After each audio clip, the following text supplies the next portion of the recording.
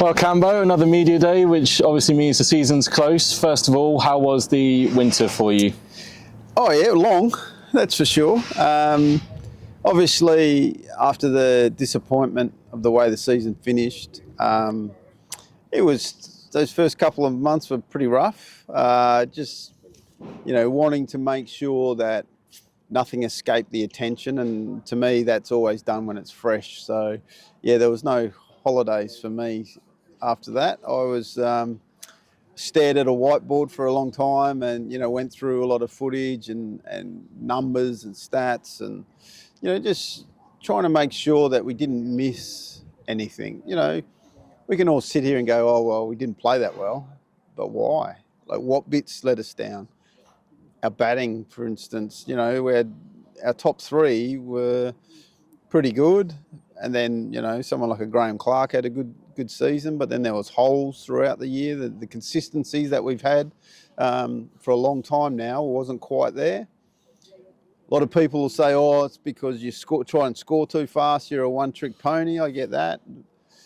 We scored slower than we've ever done last year, and that to me is a warning sign that we weren't positive enough, and maybe going into our shells way too early in games and things. But those sort of things it's what a coach has to do. And I'm lucky enough to have a guy like Marcus North as the director of cricket, who we can sit and talk cricket all day long, and we've had history together and understanding that we didn't want to be emotional with our responses.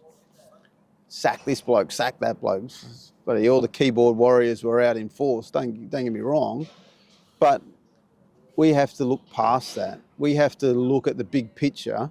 We have to look at all the things that go with it. So, to be honest, I'm very proud how we handled it, how the board sat down with us and handled it and worked out where we were at. And again, of course, they were emotional too. Getting relegated from Division 1 was definitely not on our plans. So the way we went through it all and the process that we went through was, I think, we didn't leave a stone unturned. My whiteboard was very full by the end of it all. And then it's how we relay that to the players, and what do they do when they come back after those 6 weeks of time off. And mate, they're all proud people. They know what went wrong. They know some of the stuff that they didn't live up to, some of the standards we probably didn't quite meet. And then we tried to put it all in place, basically, and trying to get better. And I come here now, sun's out, really excited to see what's going to happen, because I think the fire in the belly of some of these guys to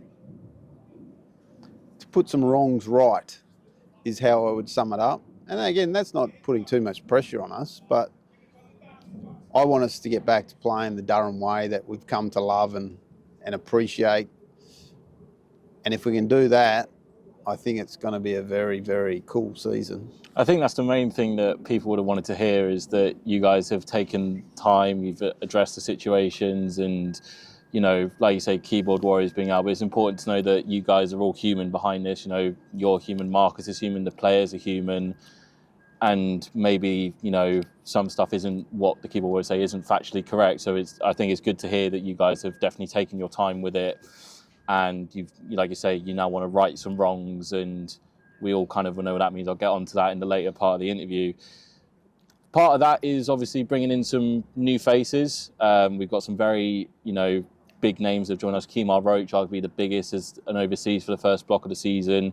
Casey and Archie are now settled in full time, and Shafiqullah Ghaffari is now also with us for this year on a full-time basis. Can you just give us a few lines on Kemar and Shafiqullah in particular about, obviously Kemar's an established Div 1 cricket player, how excited you are to be able to look at your notepad next week and go, oh, we got this bloke to throw in. How excited are you for that? Yeah, I am. Again, that was one of the the big points about last year, was we had a lot of injuries to our fast bowling stocks, and without sort of saying boo-hoo, poor us, It doesn't help.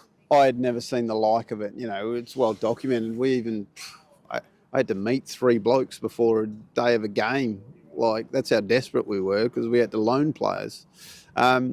So the thinking was, from our overseas fast bowler, we wanted someone who's been there, done that, who's an experienced head, because you take Ben Rain out of our side and suddenly it's a very young team. When it comes to the bowlers, you know, Matthew Potts is still, even he's learning his trade. I know he's played a long time. It feels like he's been forever, but he's not that old.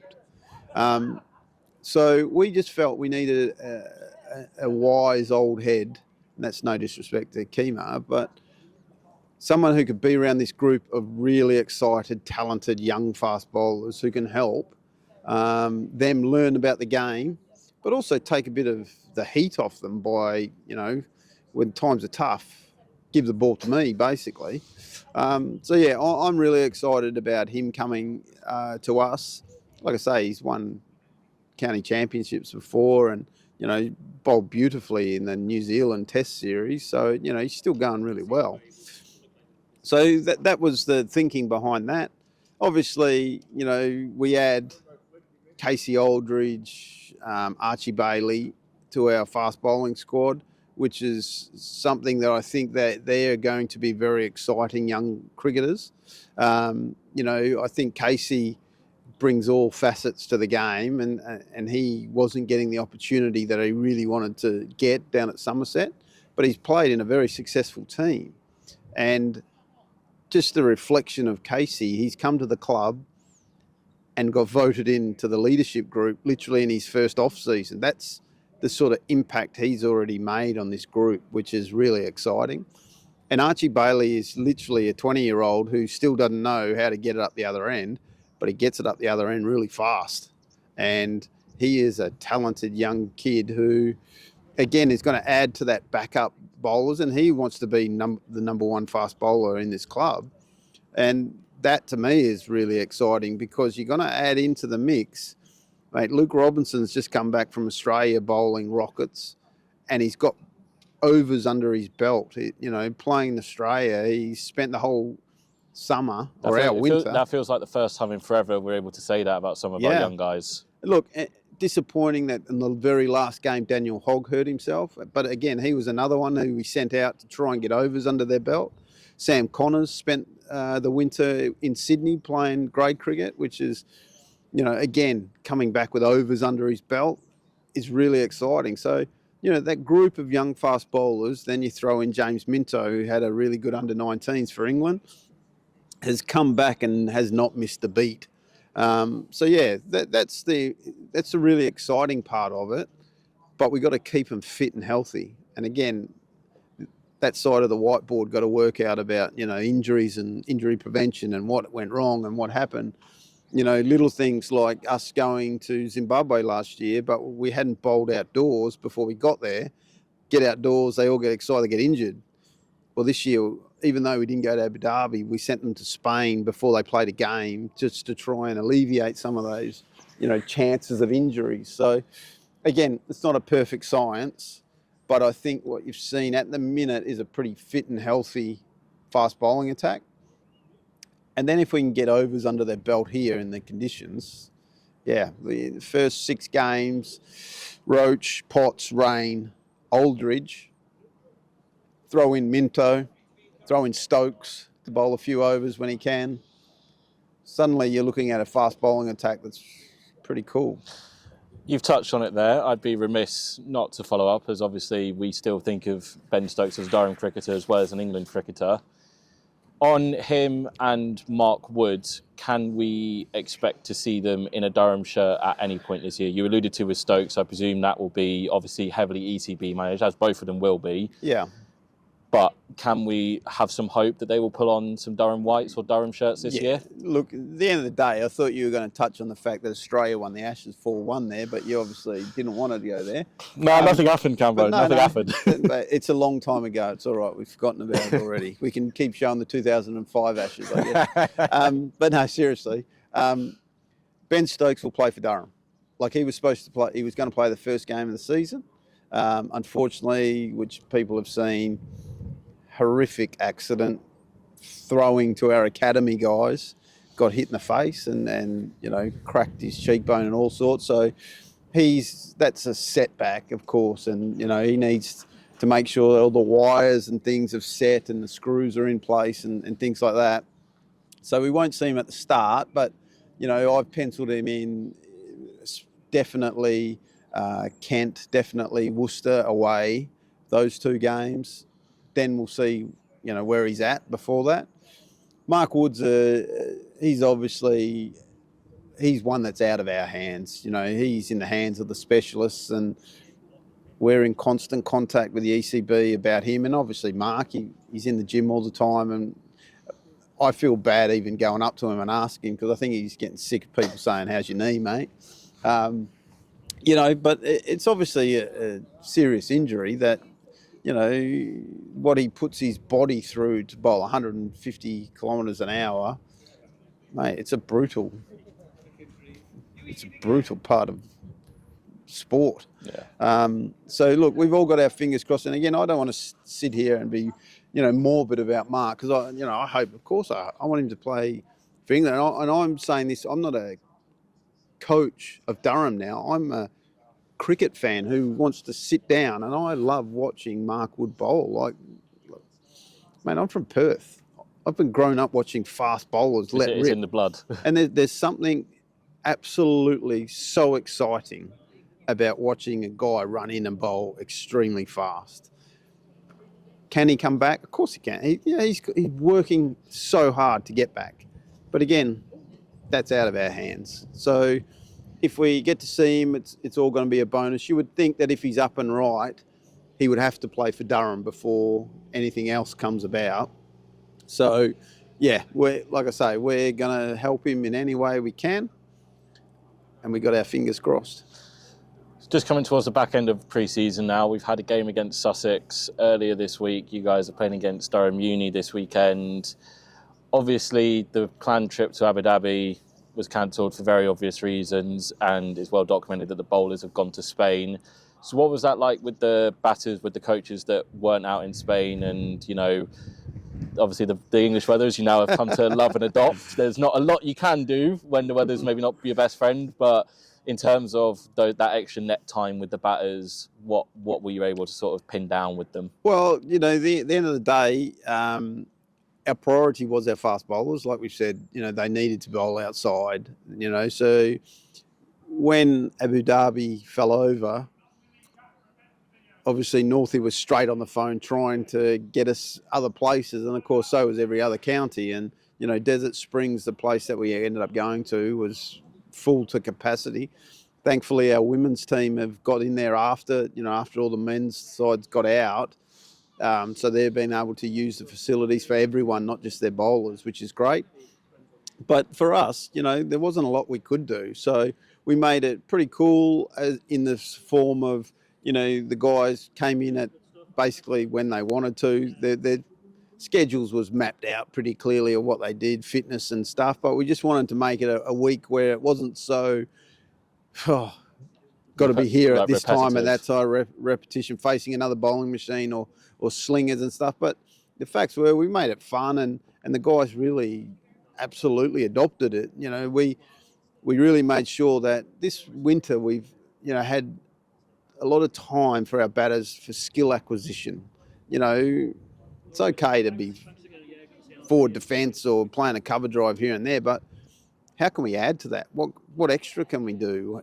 Can we defend with our life dependent on it? Then the next ball be able to hit the same ball for 4 or 6, or score in different ways. And they're the sort of things that we've been trying to work on, and making sure that our players, because let's be honest, once the season starts, we won't get a chance to see most of them in the nets too often. And, so these sessions actually are a bit of, making sure your game's up to speed and up to date, basically. So, yeah, we made the most of the week.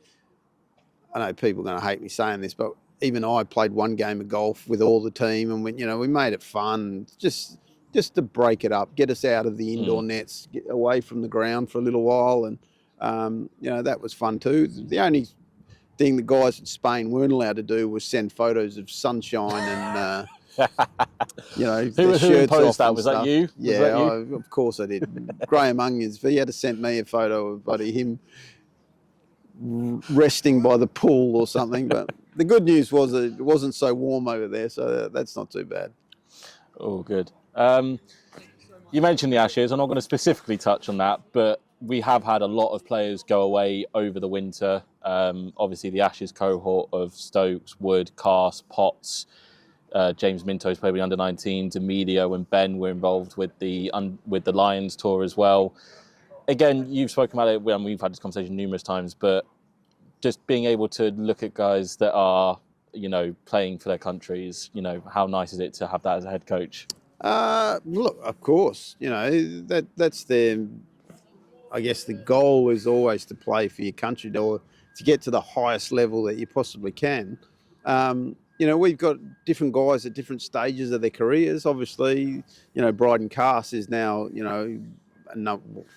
easily England's in their preferred 11, and that's changed over the last year or two, which is exciting for him. And then you've got Stokes, who is the constant, so to speak. But then you look at probably you could say three guys in Lees, Gay, and McKinney all want to play for England as an opening batter, and that's good for them. And they're going to do everything they can. But one of the focuses for us is to make sure that none of that matters anymore.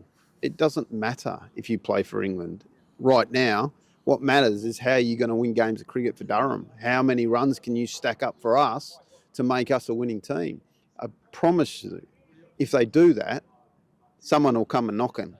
But if you're looking too far the other way, I tell you, the old rusty gate comes and whacks you right in the face, and suddenly you're missing out for Durham. You're not making runs. And let me tell you, if you're missing out for us, you're not going to be in the team, because we had a bloody lot of good batters sitting there waiting to play, and someone's missing out. Probably a couple are missing out, in the early rounds. And we've got a bunch of kids in the academy who are pretty keen to play as well. And so, yeah, there's pressure coming from everywhere. But like I say, one of those non-negotiables for us this year is to making sure nothing else matters except what we do for Durham. And that's end of story. Well, to end off the interview, we'll turn our attention this time next week. It'll be match day -1 for you guys, or it won't be actually. It'll be at the actual first day of Durham v Kent on Good Friday. Just can you give us a quick preview of what that's going to be like? And you've spoken about it a lot in this interview, but you always want to get into the action as soon as you can.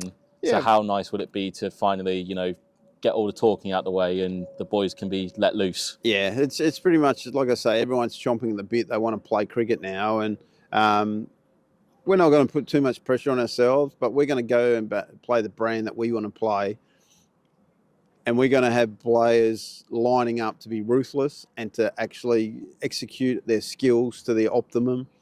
And whoever's in our way, we're going to absolutely respect the hell out of them. But then we're going to try and kick their butts and send them back on their way. And, we want to start the season with a real statement saying, this is Durham, we are back. And for me, that's so exciting, because I know that if this group gets going, it's going to be pretty cool to watch.